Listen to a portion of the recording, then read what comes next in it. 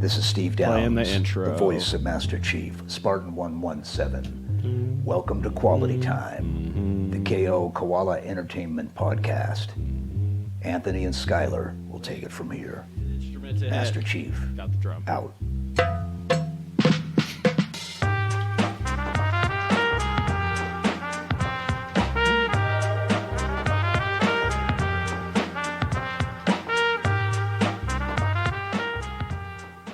Welcome to Quality Time, the KO Koala Entertainment Podcast. My name is Anthony Nicolosi. I'm Skylar Sokol.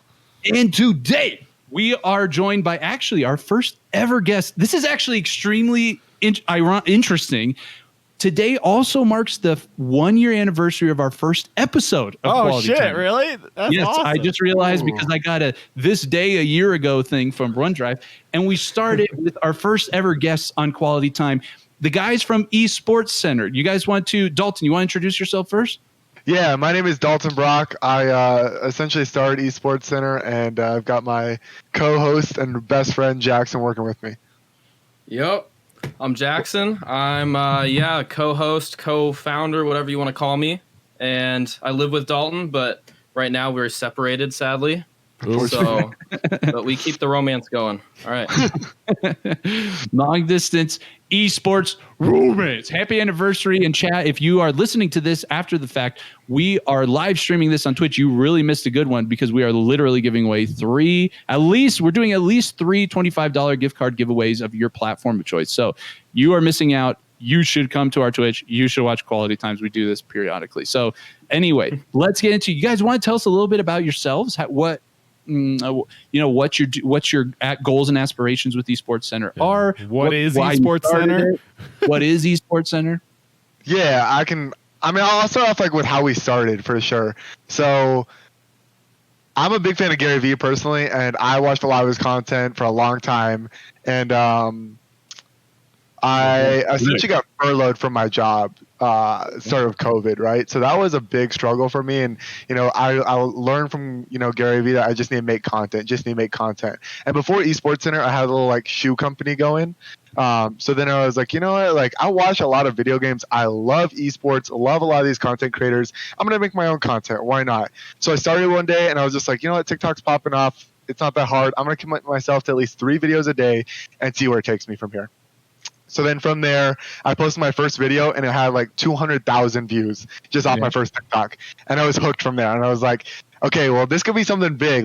I'm definitely taking this serious. So every single day it was 3 TikToks, every single day. And it's been that exact same way since Easter of 2020.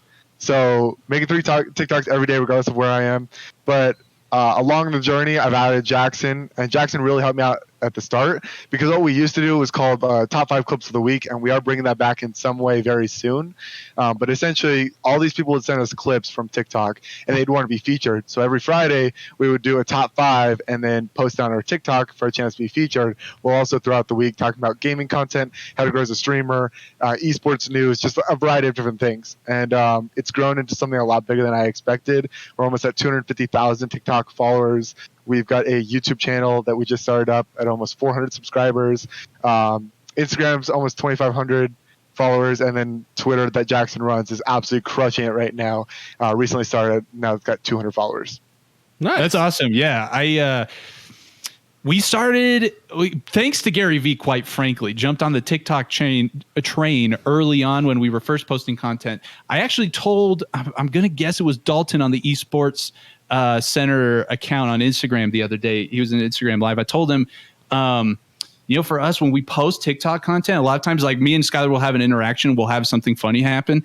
Editing it so that it's enjoyable on TikTok, if you will, and more TikTokified takes a while. And since we're doing all of this stuff part-time, I'll be honest, probably over the last few months, we haven't posted much on TikTok. I actually ironically posted yesterday and it was our best performing TikTok ever. Hey. So hey, there you go. We'll start it back up. You got discouraged once you tried to post stories of your knives cutting up meat and you got banned for it or whatever. Yeah, we posted this content of me making game sounds from smoking a brisket. And I got policy violations on literally every little chunk I uploaded because I think I had a knife.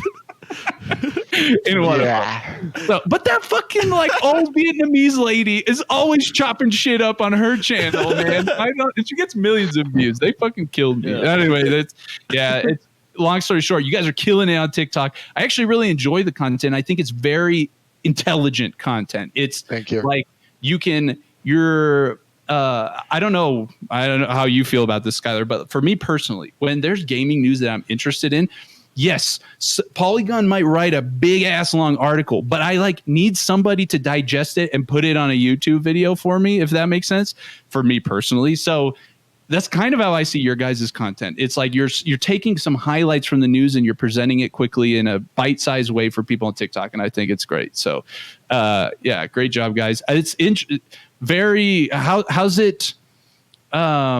What's your situation in relation to like your job? Did you end up choosing a new job and you're doing this part time, or are you is this a side hustle for you, or you're all in? So honestly, I would love to go all in very soon, and that just takes monetization. And it's about being patient, like Gary Vee talks about, and I try and follow a lot of like what he says because he definitely knows a lot. But I actually work at Tesla full time, and that's where I got furloughed from. And then I came back and I worked there full time. I still make 3 pieces of content every single day, grind on YouTube, do our podcast. So I'm doing essentially 2 jobs full time. Jackson does everything that he possibly can while also going to school. So we are trying to make this a full time thing. Obviously, we're not there yet, but definitely putting as much effort as possible. We know that 2 full-time job life for sure, dude. Yeah, lots of overlaps from that perspective. That's what I was going to say. We talked a little bit about it in the pre-podcast about our story. Our listeners likely know we're a game studio and we're working part-time alongside our software engineering jobs to one day make that happen. Very cool story. Is there anything you want to add, Jackson, to that story from your perspective? What do you think when Dalton asked you? Were you like, why not? I honestly told him, I'm like, dude, if you need help with anything, let me know. I'm your man. And we've kind of worked in the past with other projects so we know we could rely on each other for pretty much anything. For sure. So I was like, all right, I'll just do the clips. I'd bang out like 100 clips a day, find like the best 5, and just send it to him. I'm like, all right, here's a bunch of them. You can choose them for Friday and see what happens. And that took so much time. And then we wanted to start doing other things. So we're like, all right, let's move on to this and this so we can grow on other platforms as well. And so that's where I started helping him with Twitter, Instagram a little bit, stuff like that. So we're just really trying to pump as much content out as possible right now. Yeah, not to get too bogged down in the business side of it, but it's pretty hard to monetize off of TikTok exclusively, right? I mean, yes and no. So, like, obviously growing a platform anywhere, you're going to be able to monetize because you have followers, you have people that are wanting to contribute to whatever you do. Me personally, I don't want to be putting out merch or like kind of half-assing whatever I put myself into. And until I can like fully commit to it, I don't think it's right for me to ask my followers for money in any way. Yes, I get like a few sponsorships here and there. We do get like the TikTok Creator Fund, which has treated us pretty well so far, but it's definitely not enough for both of us to live off of yet. Right. So that's why essentially we're trying to create more and more platforms. That's sick. Yeah. Cool. I just am much more familiar with monetization of other platforms than TikTok, but that's really cool. For sure. Right on. So Dalton mentioned he loves esports. Jackson, you have 100 Thieves on. Do you love esports as well? Yeah, I've followed esports for quite a while. I was pretty big into watching it probably 2014. It was mostly League of Legends and Counter-Strike. Okay. Like, I was a huge fan of TSM when they had like Bjergsen, Doublelift, and Darius, top lane, all that. So I watched them a ton. Then I kind of stopped with gaming for a while, and now I'm back on with watching Valorant now, League of Legends. Is that why you got your 100 Thieves shirt on? Because of the First Strike tournament from Valorant? Yeah, dude, that was I was reporting on Twitter about the whole tournament. It was so cool. Yes, you were. The finals of that tournament were sick. I really enjoyed. I always watch Myth restream the Valorant tournaments and just be an idiot pretending he's the coach of TSM or whatever. It's so funny. Okay, so Valorant and CS, Valorant, League, some of the games you throw out there. Dalton, what about you? What are some of the game scenes you're most interested in from an esports perspective? Currently, right now, Call of Duty League is really intriguing. I mean, I think it's properly valued. Like, it's the most valued league slot essentially, along with Valorant. I think has a very strong potential. Big into Counter-Strike. That's where I essentially started everything. That's where Jackson and I actually met, which is crazy enough, playing Counter-Strike together. So yeah, Counter-Strike, Valorant, and I'd say Call of Duty are the top 3 for me. So big FPS gamers. For sure. Yeah, we did a previous podcast, Skylar. Historically, like I said before, Halo's my favorite franchise. Follow very fervently, if you will, the competitive scene there, and have for a while. But Call of Duty is actually interesting. I'll say this real quick because you mentioned it before getting to Skylar and his esports loves. But I am not really a Call of Duty guy from a gameplay perspective. It's fine, but it's never had enough to like really compel me to play it over a Halo, for example. That being said, I follow the scene actually pretty closely because of Hex. We were talking about it before. Optic's whole thing that's happened now, but like when Optic was back in the day, right, and back in Chicago, Optic's story, their Halo team, their Call of Duty team. Obviously, Nade Shot eventually starting 100 Thieves. Like that whole storyline is interesting to me. I follow it mainly from that perspective, like the storylines and the content creators. So interestingly, I actually think. Actually, hold on. I'm going to hold off on this thought because it's a question for later. Skylar, your favorite esports? Wait, my Call of Duty esport hot take is that I think it's hilarious that they don't allow keyboard and mouse still. Right? Dude, I wonder what that. What do you got? What's that's your guys' like a take on mega that? controversy, right? Because the switch over like screws over all these console players who have been playing for years, but at the same time, it's like definitely the optimal way to control FPS games. So. I totally agree with that, but at the same time, I think that they're holding on to a little bit of tradition of like, hey, this is where we started, right? So it's like, if we want to continue this, we have to be different in some way from other esports. And I think that Call of Duty does a great job of that already. But I think holding on to that one little sliver of history for them just kind of makes a little bit, a little different.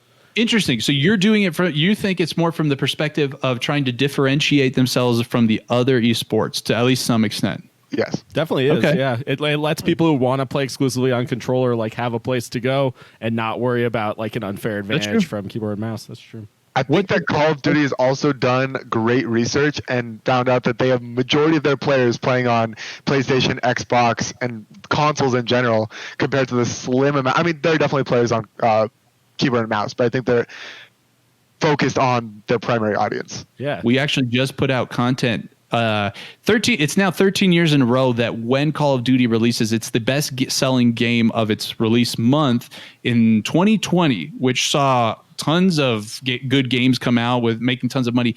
Within November, Call of Duty Cold War, which honestly, the reception has been more, I would say, lukewarm than like some other previous titles from my perspective looking in. However, even with that, the best-selling game of 2020 within just more than Cyberpunk?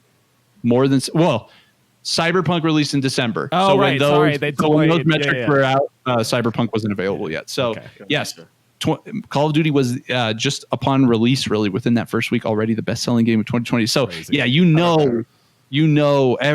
for a lot of console players, we've talked about that many times. The games you get one year are the new Madden, the new FIFA, the new NBA, 2K or whatever, and Call of Duty, right? Yeah. So that's that. Yeah, I would agree. Their ratio there from PC to console players probably is much more heavily on console, I would think. Anyway. What do you think, Jackson, about that? About them using controller? I was going to ask. I don't know. It's weird. I'm kind of biased because I'm strictly keyboard and mouse, but I figured.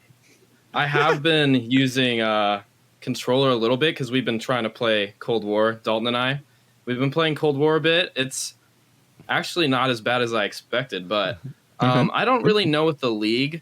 I have no clue why they wouldn't add keyboard and mouse, other than I see how it could be a problem, like if they mix like a keyboard and mouse team against an all controllers team. They obviously can't do that, I don't think. So maybe it's that. They would have to create another league where it's keyboard and mouse against keyboard and mouse teams. Yeah. I'm not. Yeah. That's complicated.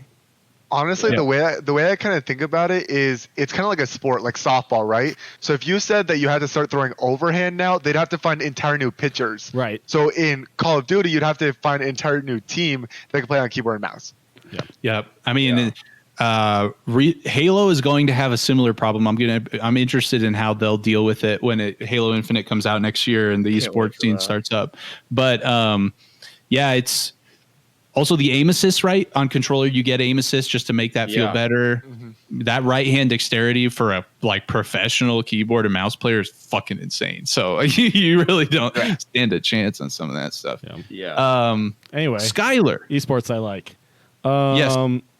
Probably my favorite esport of all time is probably Dota. I went to the international twice to watch, not to play.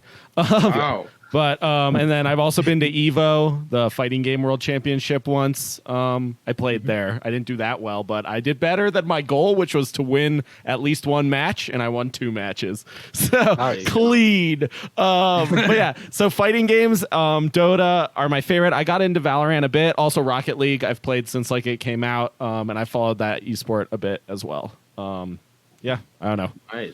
Those are my favorites. I'll just say I said Halo. But Rocket League, I think, is my second, man. Rocket League is so fucking good. And this will spill into my next question. Which one do you think? What do you think is the best esports scene, kind of as a whole, holistically? Like the game, the actual game, and how, for example, part of the reason why I think Rocket League is so good is because it's easy to understand to the spectator. It's easy to translate into excitement for when you're a player and you're watching and you're seeing them, and it makes you want to go play, outside of, for example, if I watch Dota, I don't know what the fuck is going on. It doesn't motivate me to play. It motivates me to maybe never play, so yeah, from that perspective, which scene do you guys think has the best sort of setup for success? Jackson, you want to go on with this one? Sure. I that's a really cool point you made with how an audience can kind of view the game, because you obviously want it to be more people will watch it if it's simpler. I feel like maybe Counter-Strike would be really pretty good, because Shroud talked about this. He said that he believes that he was talking about how Valorant can pretty much grow over Counter-Strike. And he said that Counter-Strike is just simpler for people to watch. He said his grandma can watch a game of Counter-Strike and understand it. It's just shooting. And Valorant, there's just abilities and crap along with that. So it's harder for more people to understand. That's why I think Counter-Strike's bigger than it's bigger because it's older, but I guess Counter-Strike or Rocket League. You made a good point with Rocket League, because I know a lot of people that play that. So, yeah, I'd say Counter-Strike. Okay. Cool. What about you, Dalton? What do you think? It might be controversial because some people don't consider this an esport, but honestly, Fortnite. And the reason why I say that is because it's super easy to follow, and whether you love it or you hate it, you know it, right? And even though it's a dead game, it continues to get followers. It continues to see traction built on YouTube, on Twitch, a variety of platforms. Heck, even TikTok, there are a variety of Fortnite, content creators that are still blowing up. So I think that by using the audience as as a measure of how well an esport will do in the future. I mean, if we look how what was it? The World Championship of Fortnite did 2 years ago. That was insane. It was one of the biggest audiences ever, and it continues to grow, even being almost 4 years down the road from the game's release. Yeah, that's a good point. Just taking advantage of the fact that it has an insanely large player base just inherently makes it stronger esport, similar to the Rocket League argument, right? There's a yeah, that's very especially really cool. What do you think, Skylar? Your perspective? I probably roll Rocket League side as well. I think it's also a very easy translation from sports. So I think you could pull people even who don't necessarily play video games into it, maybe.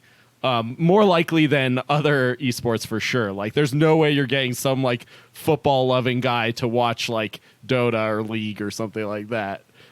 Yeah. Right. Yeah, somebody who has no exposure to that world. I got to Like shout out. I realized I forgot to mention Starcraft, another esport I like and have watched in the past and stuff, and also like the father of esports. So gotta call out Starcraft. Yeah, Skylar, Not as an easy to watch game, but as one of my favorite esports. No, that's another intimidating one. I don't know. In some ways, it seems like more intimidating than even Dota to some extent. But I think so to watch. But yeah, that point of Fortnite is a good one. Just expectating what is essentially a free for all, just like, hey, I don't want to die, I want to stay alive. That's pretty understandable. I actually think that's a good point for the average viewer. But it is true. I gotta go with, I think, Rocket League. It's just so just soccer with cars. Like, you know what I mean? So simple. I'm interested that you said call CSGO because I actually think that one with the economy, right? Like the between game economy and everything like that, it takes a little bit of understanding. So that's almost maybe. Yeah, because that honestly, at least to me, the most interesting part of Counter-Strike and Valorant is like the meta strategy and like the team strategy of the esport. And I feel like without a strong understanding of the game, it could be hard to like pick up on that, right? You're just like, oh, that guy's really good at shooting, and sure, and that's cool, and people can get really excited about that. But to actually be like hype about like the nuances of the game, you definitely need a deeper understanding. That's very true, yeah, because most people just look at it, they're like, oh, they just killed them and blew up the freaking base. Right. And then, but there's so much more to it. They plan out where they're going to be on the map and all that. So yeah, that's what makes me addicted to these kind of games, because it's just the strategy of it just makes it more exciting because you can do so much more. Well, so that kind of rolls into my next question. We've talked about some of the things we find most interesting that we think have maybe the most potential to explode to. What do you think is the single most important thing for an esports scene to succeed? Dalton. Ooh, that is a great question. The most important thing for an esports scene to succeed. Honestly, it just takes development within like a player base. And that's why I said Fortnite before. Like, you really need to grow an audience. And I think that's why League of Legends has done so well, because it's an international audience. Over in China and, outside of America, League of Legends is like the thing. Like, it is the pinnacle of gaming and everybody follows it. So to be able to create something like that where everybody knows what's going on is what you need to do. Now, do I think that League of Legends will retain that top spot over time? I don't, but I think that they do a really good job right now because they have an audience and continue to grow theirs. Okay. Jackson? I agree with that. I feel like I agree with it. The audience carries it a lot. So, for instance, I feel like Valorant's probably going to... I don't know why. I feel like Valorant's going to blow up for some reason soon. Yeah, it's just the audience really carries it, and it seems like a lot of people are starting to transition to Valorant from Counter-Strike just because a lot of people I know are kind of just sick of how Counter-Strike feels and looks. So that game's like once the audience... like over 20 years old. Dude. They are still patching it occasionally, though. What? Yeah, it's like 8 to 10 years old. It's, yeah. Okay. So, Skylar, do you have a say on this? Yeah. I definitely agree that the audience is super important, but I think, and at least I've seen this in a few different esports scenes, Dota being one of them and some other places, I think the single biggest determiner of whether a game's esports scene will take off is whether the developer or the publisher supports it financially. Like Overwatch, for example, is a really good example of this. I don't think Overwatch is a good esport. Like, really don't. I just don't think it's that good of an esport game. I don't think it's that fun to watch, and like, I just don't think it's that deep compared to like Counter-Strike, Rainbow Six Siege, these kinds of games, whatever. But that scene took off, dude. Like, there's so many teams, this huge scene, and that's all because Blizzard supported the esports scene like super hard. Same with Hearthstone. Like, why the hell is Hearthstone an esport at all? Because Blizzard puts money into it, right? Like, and Valorant is another good example, and League. Riot puts a ton of money into the Valorant and League esports scene, and that's why they've exploded. Dota, on the other hand, is actually sort of like dying from an esports perspective, and this prominent member of the community, his name is Kyle, wrote this article about how it's because Valve is not supporting the game's esports scene enough. They basically support the International once a year, which does have like the highest prize pool of any single esport event. But that's it, right? You have one event a year and then nothing else supported by Valve. Everything else is like community organized. So it like isn't doing as well as people wish it would. I'll also say I felt like from that same perspective, Halo 5's esports scene was completely carried on just like Microsoft putting a fuck ton of money into the prize pools. Like I think when the very first, right after release, it was like $2.5 million worth of prize pool, which for a console, arguably niche console esport is crazy, right? Like, so I definitely agree with that, Skylar. Definitely agree. I will add that from my perspective, like maybe at a certain point you could, there's League and there's Valorant. Those are the actual two games that you called out as an example here. They're huge. And maybe in some ways they're just both so enormous that you could call them equally huge in a way. But that from my perspective, one of the differentiators that Valorant might have is literally the hoodie you're wearing. I feel like Valorant has a little more storylines, at least from the Western side of the world, not necessarily from an international perspective. Like you said, it's so huge international, but at least on the Western side of the world with the clubs and the organizations that are getting involved in Valorant, I see them. I think you might just sort of be pretty out of touch with the League scene, honestly, because it has like people go fucking crazy for individual players and orgs in League. Like the winner at the Game Awards, the esports like player of the year was a player on the team that won the League Worlds, right? So like I think it's just that maybe it's not your scene, but like these MOBA teams, like Dota as well gets it. Like people obsess over the individual personalities in Dota as well as the orgs, and like they're a huge thing too. So I don't know. Yeah, let me maybe put it this way. It has, although League's always been there, Valorant has captured my attention because of these storylines and these orgs that are getting involved. So I've become more aware of the scene because of the things of this nature there. You're 100% right. And like I said, I'm not familiar. I know it's huge, right? Like generally speaking, but I really don't perceive the magnitude of hugeness in the international, like especially Eastern markets. So for sure, 100%. But anyway, that was the content creation aspect. Like that was like what I was saying with the creating storylines with. I feel like Lee actually has done some amount of good there for me to even know about like Faker and stuff, right? Like building storylines and stuff like that, I think is key. I mean, you see it in sports too, right? Like yes, you are from Denver, so you may root for the Broncos, but it's more of if the Ravens are playing the 49ers and you're a Denver fan, you don't give a shit about that game probably, unless there's some kind of impact to your home team. It's the storyline of either they're your hometown team or it's the players and, you know, the journey the team's going on that they always build up and whatever. This was Overwatch's entire esports strategy. That's why they associated teams with states rather than with and like colleges rather than with organizations, so that people would have this sort of allegiance to them, like you're saying. Yep. That's a good question. What do you think of this? I think the amount of colleges getting involved, offering esports scholarships and esports opportunities is rising. How long do you think it will take for the esports college scene on whatever esport you want to get to something that shows up on the map relative to like the esports basketball scene?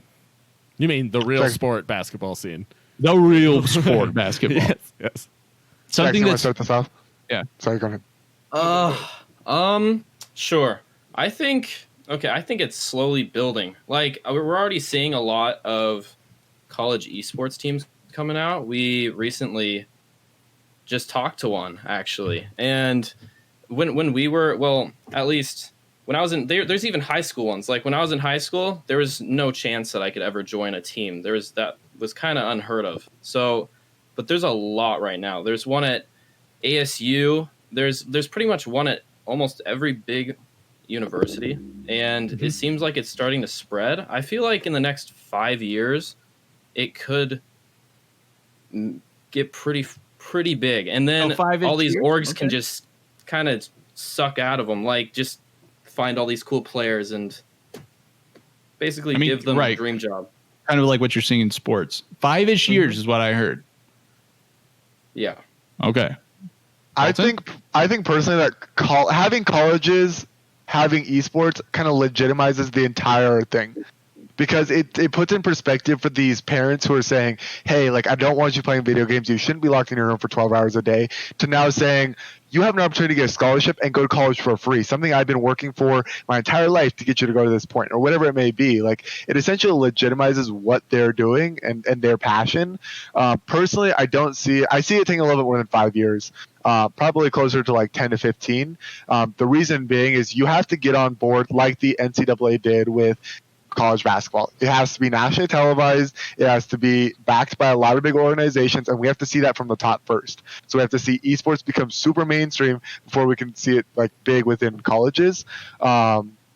Yeah, it just needs monetization throughout the top to the bottom, and we also need like an established set of rules between games and colleges. It needs to be, there's D1 schools, there's D2, D3, and they all face each other. You go nationwide, you have tournaments, and you do all these things. It needs to be throughout like the Pac-12 or SEC or Big 12, like a standard thing.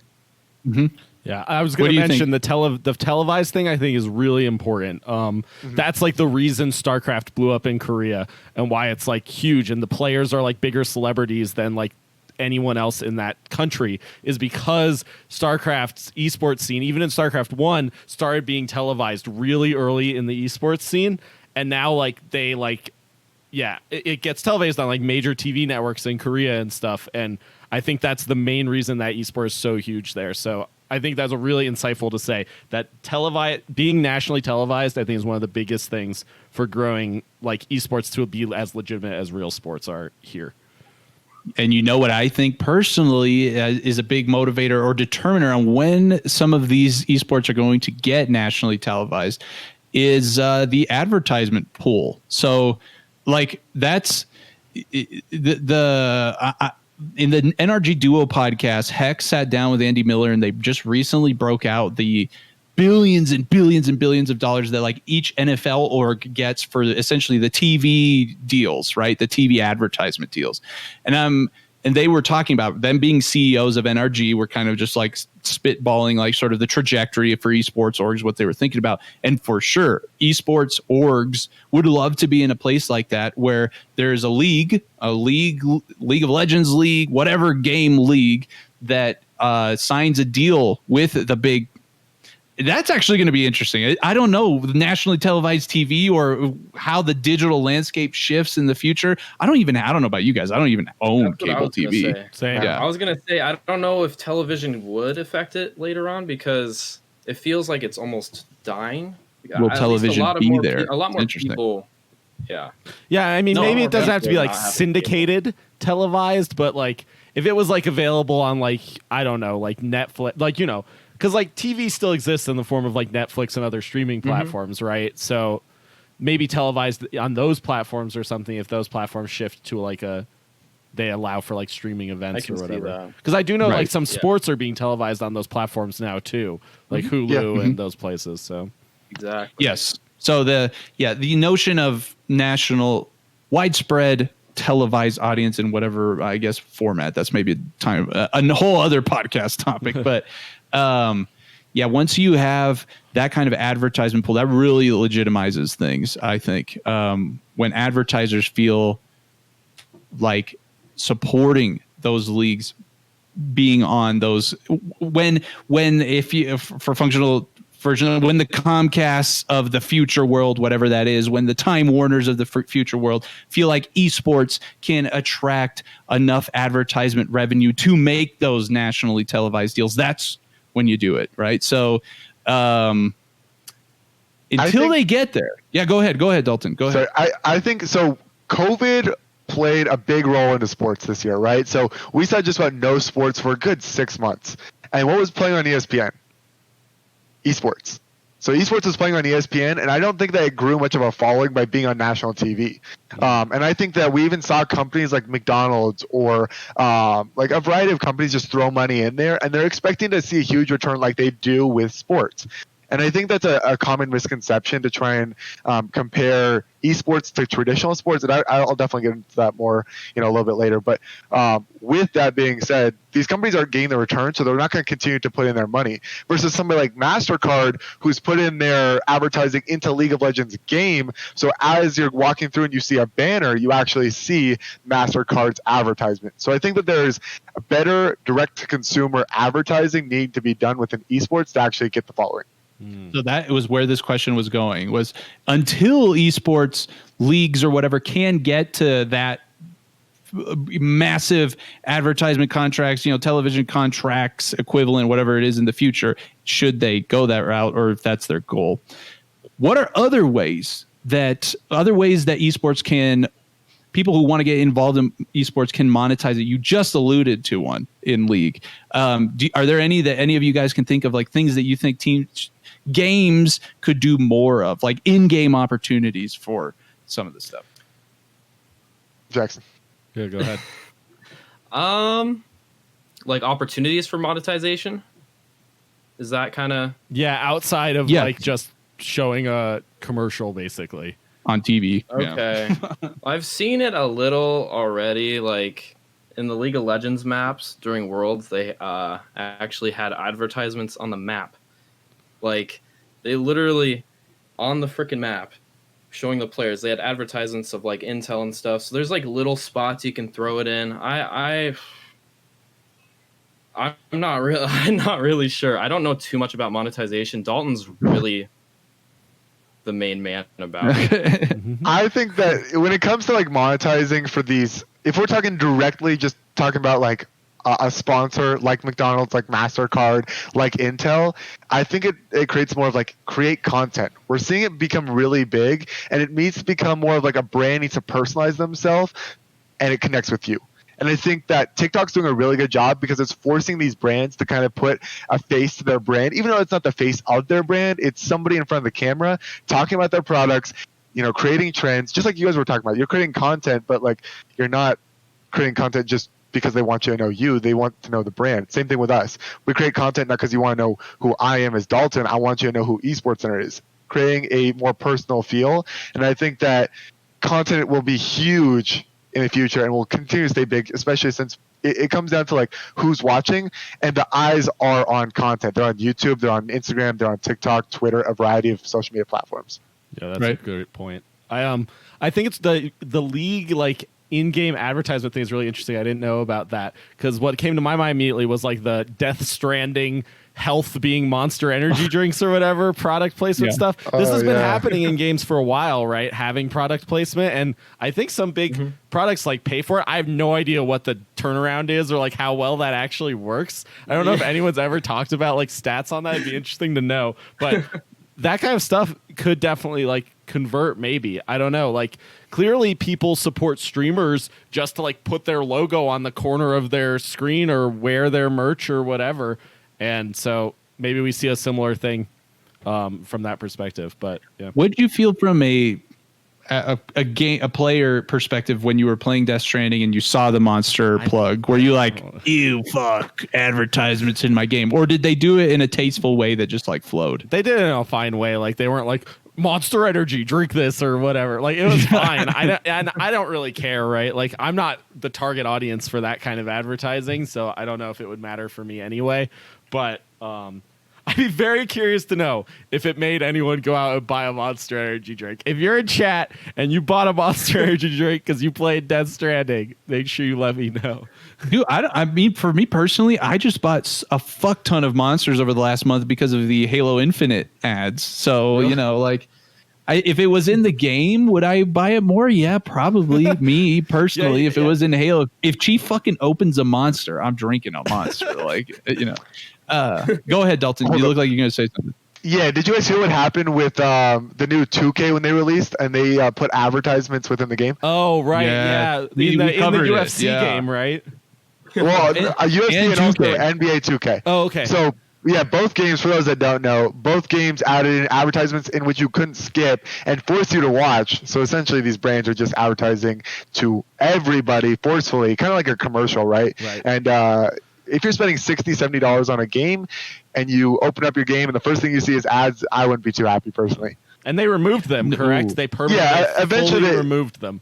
Yes, but you could tell the community wasn't too happy. So I definitely think that adding ads within a game, maybe it's like a preload or whatever it may be, is not the way to go. No, yeah. Okay, so here are two things. First of all, on an easier, simpler notion, I'm still sort of surprised that Rocket League, especially now that it's free to play, in like the top banners of the stadium as you play, doesn't have advertisements there.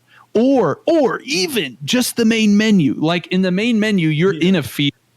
Like you could put an ad in the back there. You know, I'm kudos to them from a certain perspective, right? Like as a player, would that annoy me? I mean, for me personally, watching soccer, because you watch soccer and on the sides of the fields, the advertisements are there and they're constantly rolling, right? So it almost makes it seem more realistic to me to have it there if it was there from a perspective. But anyway, that's one game in particular that I've always thought. Obviously, there's game skins, stuff like that, right? Like especially in first-person games, if you had a really sick ass, especially like Valorant making all this crazy shit now. Like if you had those, when you have those crazy like team org skins, that's definitely a form of advertisement. Rocket League did that as well with their like org-specific skins. Yeah. Here's a thought. Okay, so we've actually thrown this idea around of. What if a studio, for example, let's say our studio, KO Koala, said, hey, you know, our game is going to come out. I'm going to make this up. This is not the cost of our game. Okay, I'm making this up. It's going to come out. It's going to be $20. $300. It's going to be $300. It's going to be $20, and either you can buy it, okay, or you can log into the KO Koala app and you can watch ads. And if you watch a certain amount of ads, you either pay for a chunk or you pay for maybe the entirety of the game. So you don't pay nothing, right? For mobile games actually already use this technique for some like microtransactions and whatever like that. The thing from an advertiser's perspective is if you have, that's a really targeted advertisement. If you came to KO Koala, you know what that game that KO Koala is selling is. You have a lot more information on the type of person watching that ad. You can potentially have a much more successful ad run on something like that, right? Like, okay, here's KO Koala's. If we were making when you have a mobile game like that, if you really did a super targeted ad, this person is playing a match 3 game right now. So they might be interested in whatever. I'll put my match 3 game in there. I'll put in some merch of this particular match 3 game they're playing, right? I don't know. I think these like this notion of paying for things with ads could also be an opportunity there where advertisers can sneak in and have like a much more direct correlation with the kind of consumer who's watching that ad within that context. Were you going to say something in addition to this, Dalton? Yeah, I mean, so I think that it's important to notate that when it comes down to sales and what these sponsors are really looking for is like conversion, right? They want people to either sign up for what they have or buy what they have. So you need to limit the barrier of entry. Now, if we're going from console to like my phone, there's a platform jump that I have to make, plus go to the website, plus make the sale. Versus mobile, it's very easy to just go, boom, I can click on it, I can buy it right from here, and then go back into my game. So I think that it's going to take some creative thinking to definitely come up for something with console. I mean, PC, you could definitely do something similar to mobile, though. Yeah, cool. That's an interesting point. That you basically just need like an Amazon app on your Xbox, right? Or something like that. Or, you know, as cloud gaming begins to ascend, you know, we have talked about on our podcast where we feel that the majority of casual gaming that maybe right now happens like on consoles and stuff will move to the cloud in the next 10, 15-ish years. And that you'll have the PC experience as sort of like the dedicated hardcore platform experience, the Ferrari experience, if you will, but your forward focus is going to be in the cloud. And, that maybe limits the platform jump. Something like you were saying there. If I'm playing Halo, like I do now on my phone through xCloud, it's right there. I could theoretically press that button and just jump into the next app. Right. Or if you're playing on like your smart TV through the cloud or through some way like that, similar, you could like click through to something potentially. Or they just they push it to especially as IoT becomes more better integrated. I think across houses, those devices become more sophisticated. You can say yes on your Xbox and then Alexa fucking answers you on your Alexa, or whatever. Right. So exactly. Yeah. Or just the game dialogue says, Alexa, order me 13 of this product. And there you go. You just got free conversion. Are you sure? Yes. So this is maybe more fun question for you guys. And if you guys have any other things you want to say of what we just said, go ahead. But what is your favorite, what game that you watch the esport of makes you want to subsequently play the game the most? Jackson, you can start with this one.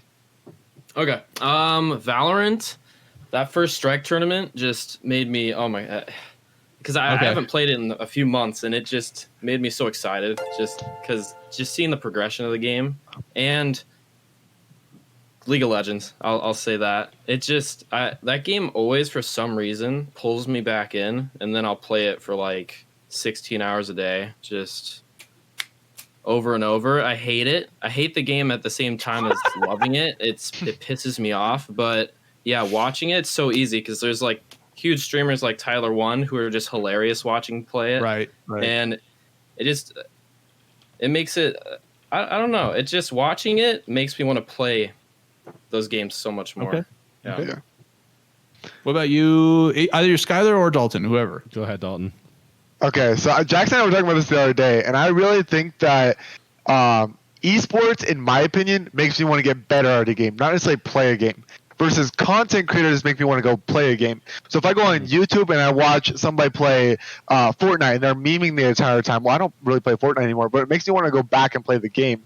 Versus if I go watch a competitive video game, I'm like, oh, dang, they're really good. Like, I'm almost intimidated to get to the game. Not necessarily like I can't play it, but it's like I have to get really good to be able to get to that level. It's almost kind of like watching sports in a way. You go watch sports, and you're not watching sports because you're like, I want to be a football player, or I want to go play football. You're watching sports because it's like, this is entertaining, but also I want to get involved in some way. And the way you get involved is like fantasy football or like a variety of other ways. Mm-hmm. Yeah, that's okay. That's super interesting. I feel you on that a lot because like I've been watching this Japanese Street Fighter League, and whenever I watch it, it like makes me want to play Street Fighter. I'm like, this is hype, but then I'm like, if I want to get like good, because it makes me want to like improve, I have to actually commit a lot of time. So maybe I'm not going to play it so much. Whereas if I like watch some goofy person play like a Minecraft speedrun or some shit, it like made me want to play Minecraft. I had played Minecraft in like 8 years, and then I was like, I'm going to try speedrunning Minecraft because this looks fun as fuck. That's interesting. I feel like esports games make me not all of them, like I said, Dota is more just intimidating as fuck from watching it, but Rocket League, Halo, even Call of Duty make me want to play watching the esports tournaments. Like I have almost twice bought, not Cold War, it was last year's Modern Warfare, right?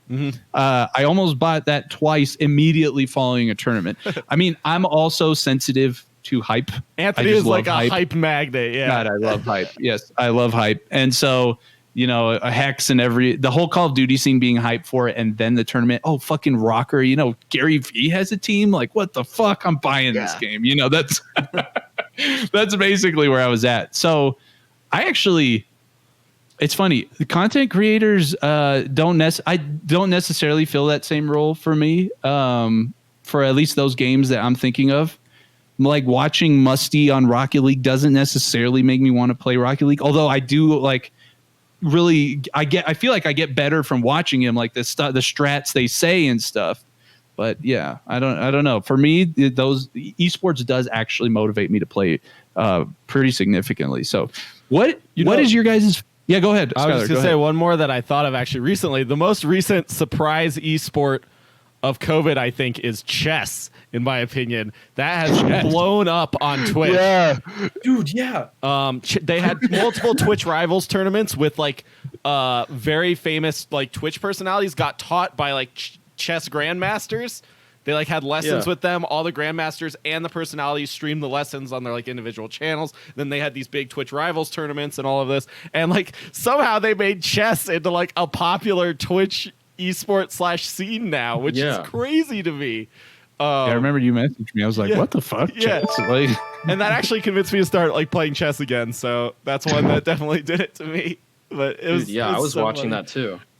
Yeah, And I just watched Queen's Gambit. Have you heard of that? the Netflix show. Yeah. Yeah, I just started watching that, and it's all about chess. I'm like, oh my god, you can get that good? I want to play now. Yeah, right. Yeah.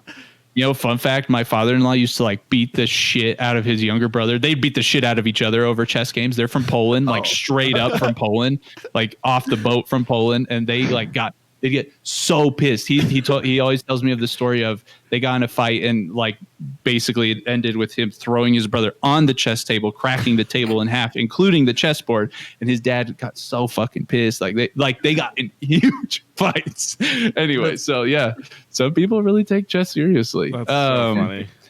I had another question as we kind of wrap things up. A fun one, but Dalton just said something that I want to ask about. What's the maybe biggest esports related surprise that you've observed? And this is mainly for you two, Skylar. If you have something, you can say something. But that you guys observed covering the esports scene over this particular year in light of COVID. My answer would be chess anyway, so we're good. You alluded to like the Sports Center coverage before, Dalton. Like, what's an esports related thing that you felt like this particular year and the challenges of it, I don't know, was really accentuated by? So yeah, I don't know how many people have seen this, but the Forbes esports valuations came out, I want to say like 2 weeks ago. And I think that it really goes to show that content creation is key. Like super, super, super important within esports. Heck, Luminosity Gaming made the top 10 for net worth for esports teams, and only 6% of their revenue actually comes from esports. Majority of their stuff is coming from content creators, and they were going ham during COVID. Same thing with FaZe, same thing with 100 Thieves, and those three orgs saw the biggest jump this year on that list versus people like teams like Cloud9, which really fell hard because they're not really creating content. So I think it really goes to show that you need to create content to build your audience, to build a following, to build a popular esport. Yeah, it's attracting eyeballs, which then brings advertisement at revenue. Yes. Yeah, 100%. Yeah. Jackson, what about you? For me, I completely agree that it's just goes to show how signing content creators really like can support these or can kind of carry these orgs. And it's really cool for me just for me to see how they've run tournaments during COVID, because usually they're always in person or whatever, but now they're running it online. And it's just cool to see how they kind of shifted over into that, just to show that you don't really need to be there in person to run it. But I also do miss it because I feel like it's a lot The better in-person tournaments, yeah, dude. You also run into I want to. Yeah, it's so fun going. You also run into the regional issue, the cross-region issue. Like, in fighting games, for example, they have like regional tournaments because latency is super important. Like Valorant too, right? They have a European tournament and an American tournament now, and that's always sad because then you're just like, oh, they're the best. They always say in the commentary, they're like, this is the best team in the world, and I'm like, we don't know that. You right don't now. know for sure. Yeah. Yes. No, that's true. Actually, that was one thing I was kind of hyped about when they just recently announced Halo got delayed to next fall. I was like, well, maybe by then in-person tournaments can happen again. So It's true. You can hit the ground rolling. I think that would also be good for the momentum in that scene. Halo could use the help. Okay, so let's close it out with some few fun questions. What's your favorite esports player? All of you guys in any game, I don't care. Favorite esports player and why? Tell me why. Are we talking ever or just right now? Both? Yeah, both. Let's do both. Okay. If they're different, I guess. Yeah. Anybody know immediately off the top of their head what the answers to this one? I can. Okay, go Jackson. All right. Right now, I'll say Hiko. He's just Hiko. He's on 100 Thieves for Valorant, and he's kind of their leader, and he's 30 years old, and a lot of people Boomer. make fun of him for that. Yeah, a ton of people make fun of him for it because he's older than everybody else, but he's their best player, and just the knowledge that he has is insane because throughout his stream, he kind of goes over what he does with his team. He teaches you how to, like, why he does certain things based on the map and whatnot. So I like watching him for that reason. And in the past, I'd say Shroud because that man's freaking ridiculous. The skill he had in CS was just blew me away. So that really brought me, that brought me joy. Cool. Dalton, Skylar, whoever wants. Go ahead. Okay. Currently, I'm also on board with Jackson. Hiko is like one of my favorite players as of right now. And I just like a big thing for me is like limit the amount of excuses you have to get to where you want to be. And I think that in a way, a lot of people use age as an excuse. You could be, it goes to show for Hiko, you could be 30 years old and be the best player on your esports team, or you could be 8 years old and just sign to an esports team as well. Like age is not like a restriction for a lot of people like it is with some other things. So I think that that really goes like he does a great job of like showing that off, and he's just like a really good player in my opinion. Big fan of Valorant, big fan of 100 Thieves. Now if we're talking all time, I'm gonna say Nadeshot, and the reason being is because Nadeshot holds such a legacy within esports, and he will continue to hold that legacy, especially with what he's doing with 100 Thieves. He has such a great understanding, he's so motivated, and he's like definitely focused on the long term and not the short term gain. Cool. Skylar? Huh. It's a hard question for me. I just follow so many different esports, and I'm much It's Hungry more... Box. Just tell me. Right? God, kill me. No, Hungry Box is cool, except for that time someone threw an octopus at him or some shit. Really? Yeah. Somebody did octopus at him? Not good. Yeah. It's probably the first player that comes to mind is this player named PPD. He was a player on Evil Geniuses Dota 2 team when they won the TI4.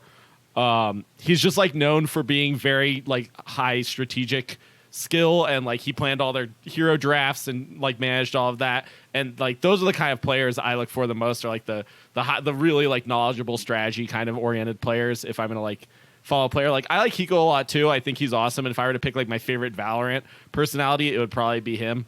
So I totally dig that. Him or Mixwell I really like as well. Yeah.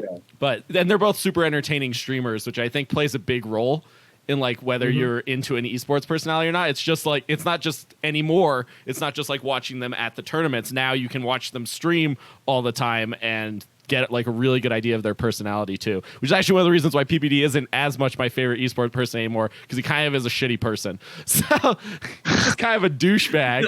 Okay, that's fair. He's like the cocky dude persona, you know, which I am not that big a fan of. Gotcha. But also there's Japanese fighting game player named Fudo, who I really, really like. He's just a really goofy dude. And I can really appreciate people who, like, even in the most serious of, like, esports situations can still have fun with it. I think that's really important to me. And, like, when I played competitive Rocket League for a while, and, like, I was on multiple teams, and on one of them, like, people just took it way... They were, like... I was playing with, like, 16-year-olds on my team, and I'm 30. So they took it, like... I take it very seriously, but I don't like get mad if we like lose, and they just like were so upset every time, like so self-deprecating. I'm just like, you gotta chill out, dude. Like, it's all good. So yeah. Okay, that's fair. My answer, man, right now I'm struggling to say who my favorite. I'm kind of a squishy normie over here. I got squishy muffins. I bought this Cloud9 chair because when Squishy Muffins was on their Rocket League team, I was like, I'm going to be fucking just like Squishy. I'm going to be grand champ. I'm shitting on kids with my double taps, just like Squishy. I'm not anywhere close to that. But I want to maybe say that right now my favorite is a guy named Snakebite. He's a Halo pro. You know, Halo scene is a small scene compared to all these other ones. So not many people, I think, know about him. But the reason why I like him is because when he was on CLG's initial Halo 5 team, they were very successful, and they dethroned like sort of the fan favorite. So they were kind of like the bad guys in the scene for a while, but they're actually good dudes, you know, like he handled the whole thing very professionally. When he puts out content around sort of the state of Halo, which there's much to be mown on that front for like the Halo esports scene. He takes into account like maybe the things that the perspective of the developer, the perspective of the design teams. He's just very level headed, and at the same time, he's fucking insane at Halo. So I think I'm gonna give it to him for my favorite current esports player, but I'm probably gonna give it to Walshy, the OG Halo 1, Halo 2 like phenom for my favorite ever, just because he jokes around. He's also super serious. He's insanely good, and he's funny. He's funny. He's a funny shit talker. So like he'll double needler somebody and then teabag him in a competitive tournament. So like I found him always to be very entertaining, kind of like you guys said about the other guys. So cool. From my perspective, those are the main questions I wanted to ask. Do you guys have anything you want to add around anything we've touched on in this conversation, or anything you wanted to bring up in addition to this stuff? Jackson, anything? Sure. All right. I just want to ask you, what's your favorite content creator? Me? Yeah. Oh, All you. But content, does it have to be esports related? No, just content. No. Probably video game related, I would think. Yeah, whoever plays video games. Yeah. Skylar, you go. You know. Moon. I do love Moon a lot, but I think I like Lyric. I watch Lyric more now. I think Lyric is probably my favorite content creator. Yes. I just like the fact that he's gotten this big on Twitch. Still no face cam. Such a chill dude. He just plays games and enjoys that. I don't know. I love watching Lyric. Like that's who I have on. If I have somebody on in the background, and I want like a consistent piece of content that I know will always be good, I just turn Lyric on, and it's just always good. I agree.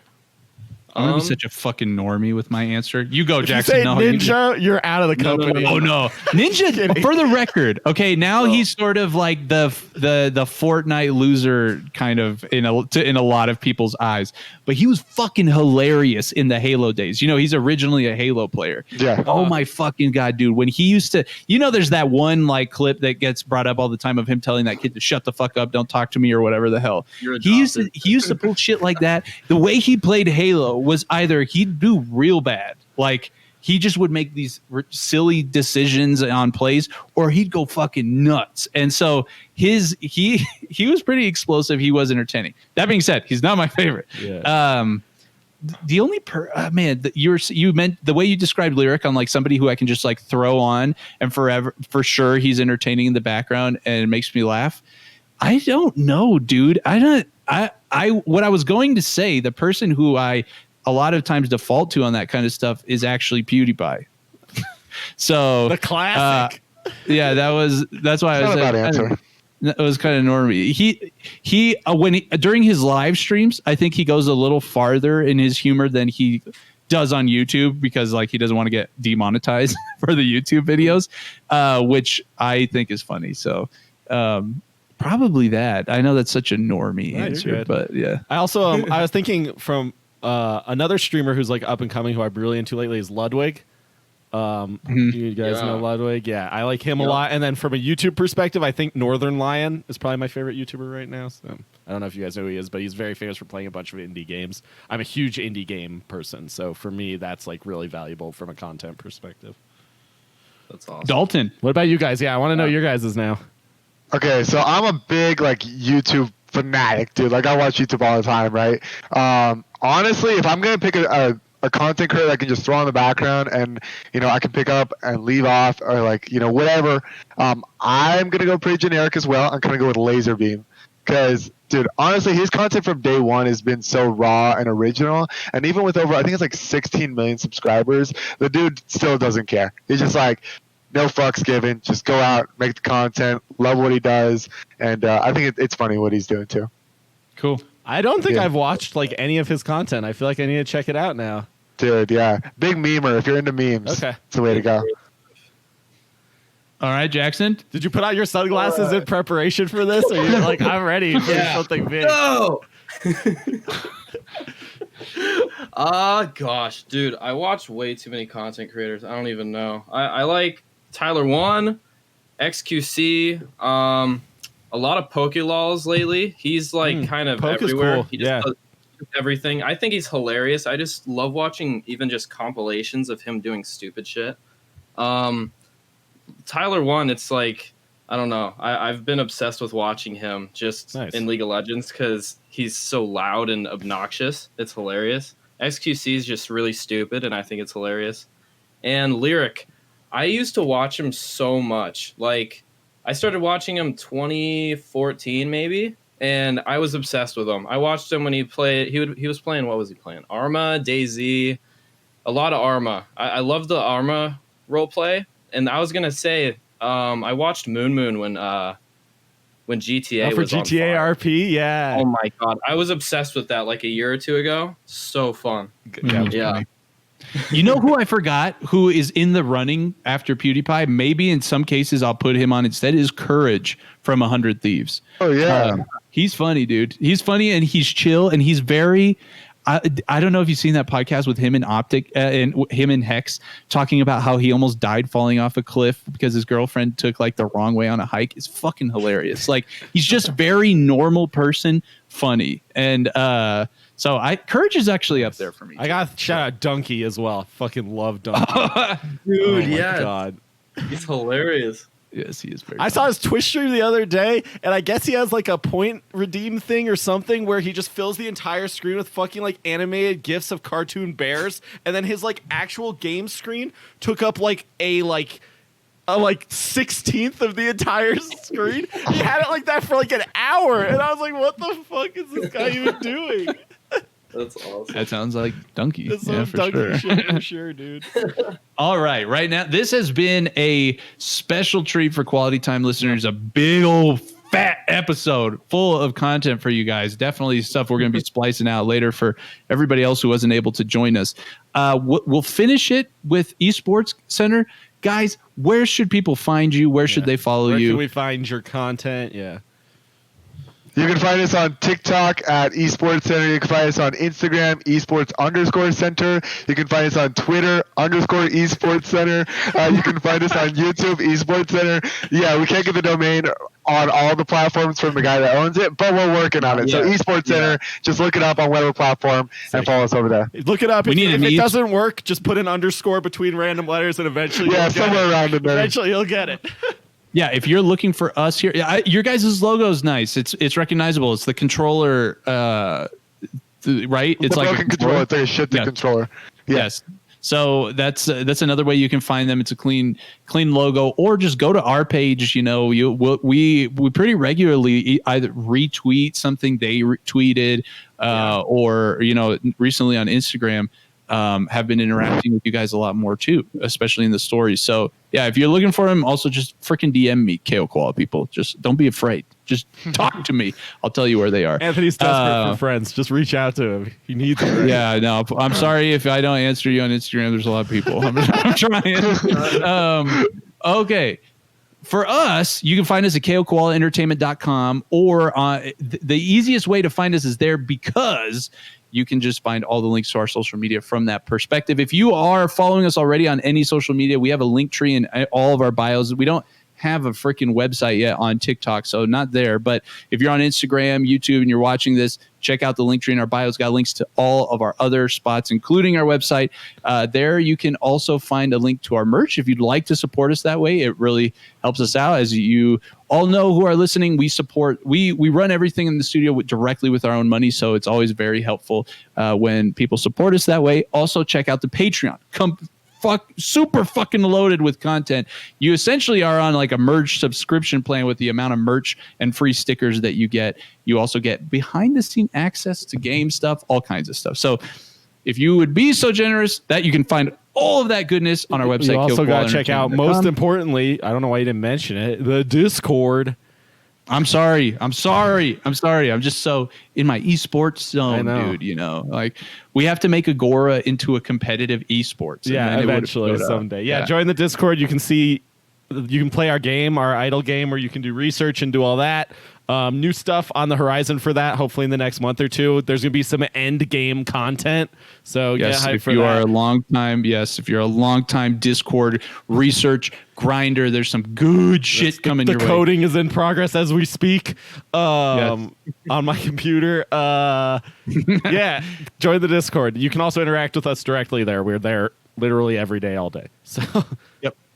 That sounds great. All right. Until next time, hopefully this is not the last time we have Esports Center on. It would be We'll do it great again to have you soon. guys. Yes. Oh, yeah. Yes. We got to do another one. So Yes. anyway, until next time, guys, thank you for listening, and we'll see you. yeah, thank you guys so much for joining us, Esports Center and viewers.